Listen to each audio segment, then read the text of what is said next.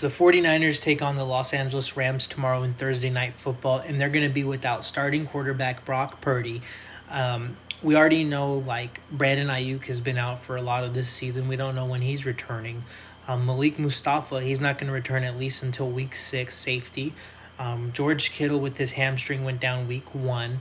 We know about Nick Bosa and how he is done for the rest of this season. But also, nobody's talking about how offensive guard, starting guard, Ben Barst is out, and this is already a struggling O line.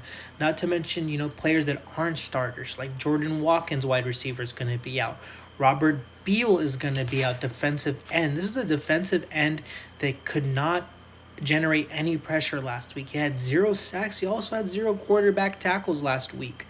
I do not expect. This is an unfair situation for Mac Jones because look at the Rams. The Rams are going to cook.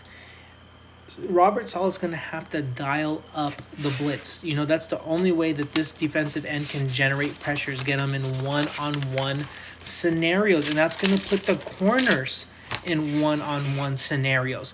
And you have Lenore, Green's banged up. He didn't play last week. He's on track to play, but you look at, they got Luter, if I'm Sean McVay, it doesn't matter if he's guarding Adams or if he's guarding Puka. Puka is going to cook this secondary. I want Upton Stout's a rookie. It's unfair. He's a 3rd-round pick. But this 49ers team has not had an interception since week 11 of last year. That is a franchise record for most games gone without an interception. Just look at this, look at the Rams in general. The Rams have won the last 3 matchups against the 49ers. Brock Purdy's record is not great against the Rams. It's 1-2. And if you look at one of the games last year, the Rams were down 14, and they overcame that deficit in a game where Juwan Jennings had 11 catches for 175 yards, 3 touchdowns. They were down 14. They came back and won that game. That was without Puka Nacua.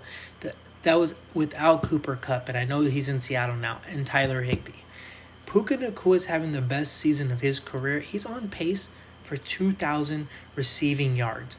You know what he's going to do to that 49ers secondary now that Charvarius Ward isn't here? Why did they not offer him an extension?